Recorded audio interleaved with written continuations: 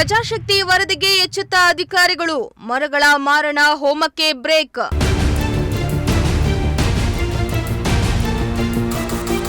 ರಸ್ತೆ ಅಗಲೀಕರಣ ನೆಪವೊಡ್ಡಿ ಮರಗಳನ್ನ ನಾಶ ಮಾಡ್ತಾ ಇದ್ದ ಗುತ್ತಿಗೆದಾರರು.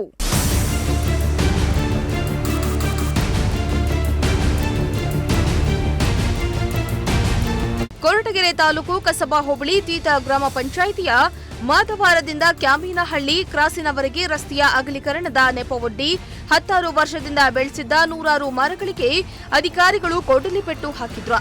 ಈ ಬಗ್ಗೆ ಪ್ರಜಾಶಕ್ತಿ ಟಿವಿ ವರದಿ ಮಾಡಿತ್ತು. ವರದಿ ಬೆನ್ನಲ್ಲೇ ಎಚ್ಚೆತ್ತ ಅಧಿಕಾರಿಗಳು ಗುತ್ತಿಗೆದಾರ ಹಾಗೂ ವ್ಯವಸ್ಥಾಪಕನ ವಿರುದ್ಧ ದೂರು ದಾಖಲಿಸಿದ್ದಾರೆ.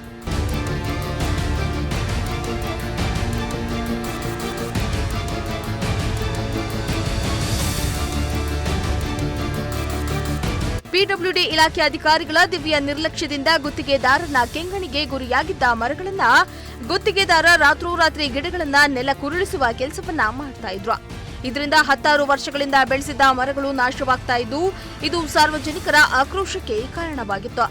ಅದ್ಯಾವಾಗ ಈ ಬಗ್ಗೆ ಪ್ರಜಾಶಕ್ತಿ ವರದಿ ಮಾಡಿತ್ತು, ಕೂಡಲೇ ಕೊರಟಗೆರೆ ಅರಣ್ಯ ಇಲಾಖೆ ಸುರೇಶ್ ನೇತೃತ್ವದ ಅಧಿಕಾರಿಗಳ ತಂಡ ಭೇಟಿ ನೀಡಿ ರಸ್ತೆ ಪಕ್ಕದಲ್ಲಿದ್ದ ಗಿಡಗಳ ಪರಿಶೀಲನೆ ನಡೆಸಿ ಪ್ರಕರಣ ದಾಖಲು ಮಾಡಿಕೊಂಡಿದ್ರು. ಈ ಸಂಬಂಧ ತುಮಕೂರಿನ ಗುತ್ತಿಗೆದಾರ ನಾರಾಯಣಪ್ಪ ಮತ್ತು ಚಿತ್ರದುರ್ಗದ ವ್ಯವಸ್ಥಾಪಕ ಚನ್ನೇಗೌಡ ವಿರುದ್ಧ ಅರಣ್ಯ ಇಲಾಖೆ ಪ್ರಕರಣ ದಾಖಲಿಸಿಕೊಂಡಿದ್ದು, ಸುಮಾರು 1500 ಕೆಜಿ ಹೋಮ್ ಗ್ರೇ, ರೈನ್ ಟ್ರೀ ಮತ್ತು ಇತರೆ ಮರಗಳ ಜೊತೆ ಇಟಾಚಿಯನ್ನ ಅಧಿಕಾರಿಗಳು ವಶಕ್ಕೆ ಪಡೆದುಕೊಂಡಿದ್ದಾರೆ. ಪ್ರತಿದಿನ ನಾನು ಇದೇ ರಸ್ತೆಯಲ್ಲಿ ಓಡಾಡ್ತೀನಿ. ಸುಮಾರು 2 ದಿನದಿಂದ ಮಾದವಾರದಿಂದ ಗೊರವನಹಳ್ಳಿ ಗ್ರಾಮದವರೆಗೂ ರಸ್ತೆ ಅಗಲೀಕರಣ ಅನ್ನೋ ನೆಪದಲ್ಲಿ ನೂರಾರು ಮರಗಳನ್ನ ಮಾರಣವಾಗಿ ಹಸಿ ಮರಗಳನ್ನೇ JCB ಇಟಾಚಿ ಬಳಸ್ಬಿಟ್ಟು ಅದನ್ನೆಲ್ಲ ಕೆಡವಿದ್ದಾರೆ. ಏನಕ್ಕೆ ಅಂತಲೂ ಗೊತ್ತಾಗ್ತಿಲ್ಲ. ಇಲ್ಲೇನು ಯಾವ ಇಂಜಿನಿಯರ್ಗಳು ಇಲ್ಲ, ಸಂಬಂಧಪಟ್ಟ ಅಧಿಕಾರಿಗಳು ಇಲ್ಲ. ಕಾಂಟ್ರಾಕ್ಟ್ರು ರೈಟ್ರು ನಂಬರ್ಗಳು ಕೇಳಿದ್ರೆ ಅವರು ಕೊಡ್ತಾ ಇಲ್ಲ. ಕಾಂಟ್ರಾಕ್ಟರ್ ಯಾರು ಅಂತಲೂ ಗೊತ್ತಿಲ್ಲ. ಡ್ರೈವರ್ನ ಕೇಳಿದ್ರೆ ಅವರು ಏನೂ ಹೇಳ್ತಾ ಇಲ್ಲ.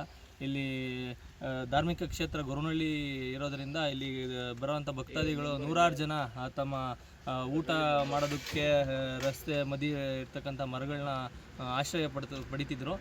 ಇಲ್ಲಿ ಇವಾಗ ಧಾರ್ಮಿಕ ಕ್ಷೇತ್ರಕ್ಕೆ ಬರುವಂಥ ನೂರಾರು ಭಕ್ತಾದಿಗಳೇ ಹೇಳ್ತಾ ಇದ್ದಾರೆ, ಮರಗಳನ್ನ ತೆಗೆದಿರೋದು ಮುಂದೊಂದು ದಿನ ಇಲ್ಲೆಲ್ಲೂ ನಿಲ್ಲೋದಕ್ಕೆ ಆಗೋದಿಲ್ಲ. ಈಗ ಬೇಸಿಗೆ ಸ್ಟಾರ್ಟ್ ಆಗಿದೆ, ತುಂಬ ಜನಕ್ಕೆ ತುಂಬ ತೊಂದರೆ ಆಗ್ತಾ ಇದೆ. ಇಲ್ಲಿ ಯಾವ ಇಲಾಖೆ ಅಂತ ಮಾಡಿದ್ರು, ಯಾವ ಇಲಾಖೆ ಅಂತಾನೆ ಹೇಳ್ತಾ ಇಲ್ಲ ಅವರು.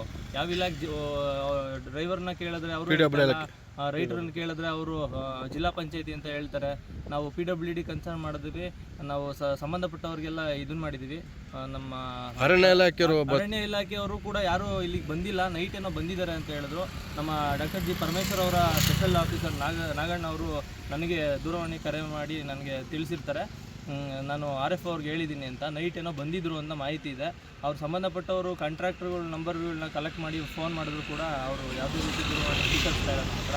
ಸೊ ಈ ಲೆವೆಲ್ಗೆ ಇದೆ. ಇದು ಏನಾಗಿದೆ ಅಂತಲೇ ಗೊತ್ತಾಗ್ತಾ ಇಲ್ಲ. ಅದು ಒಳೊಳಗೆ ಮುಚ್ಚಾಕೋಣೋ ಇದು ಹುನ್ನಾರ ನಡೀತಿದೆಯೇನೋ ಗೊತ್ತಿಲ್ಲ. ಒಟ್ಟಿನಲ್ಲಿ ಅನ್ಯಾಯವಾಗಿ ಅಮಾಯಕ ಮರಗಳು ಆಗಿರೋದು ಸತ್ಯ. ಇದು ಜನರಿಗೆ ಮುಂದೊಂದು ದಿನ ಅವ್ರಿಗೆ ತೊಂದರೆ ಆಗೋದ್ರಲ್ಲಿ ಯಾವುದೇ ಎರಡು ಮಾತಿಲ್ಲ.